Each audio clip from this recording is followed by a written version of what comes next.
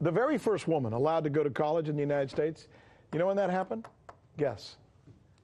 1831 was the first time a woman was allowed to go to get a four-year education in the United States. But since then, things have really changed when it comes to who is educated when you go by gender in America.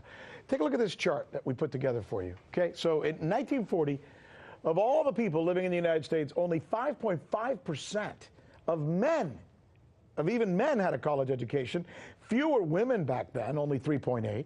So now, 1978, the gap grows really wide with almost 20% of men having a college education, only 12% of women. That's 1978. All right, now let's go to today. Today, 35% of women have degrees, while only 34% of men actually have four-year degrees. So that means it's flipped, right? More women with degrees than men. So what is the current status of education in America? There's even an argument being heard these days that traditional college educations are not as necessary as they perhaps used to be. I can't think of anybody better to have this conversation with than the president of Marymount University here in Washington, D.C., who happens to be, and I know she's too humble to tell us this, but so I'll do it for her. Irma Becerra is one of only a handful of Hispanic female presidents of major universities in the history of the United States.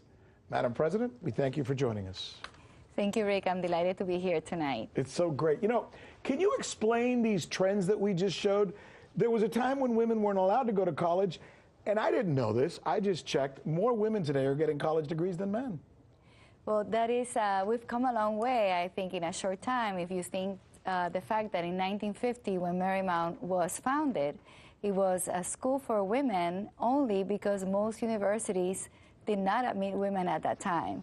So we have moved forward, and as you can see, that chart that you just showed us, the trend really accelerated even in that period after 1950 till today. You know, it's interesting because you are an immigrant. Yes. Right? Hispanic. Yes. The numbers, while really good for women in general, are not so good for minority women, Hispanic women specifically. Yes. Why is that? Well, there's a number of facts. One is the fact that if your parents went to college, you're almost 100% likely to go to college as well. It's actually 93% of the students whose parents went to college go to college. Mm-hmm. While the numbers are significantly, only 1/3 of students, if your parents didn't go to college, you end up going to college. So it's a huge discrepancy.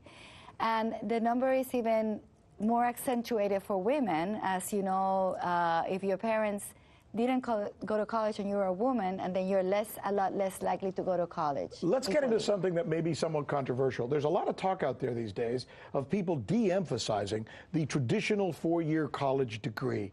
What do you make of that argument? Well, the data has shown that over the times of, like in the last recession, the people that really recovered the fastest from the recession were those that have four-year degrees.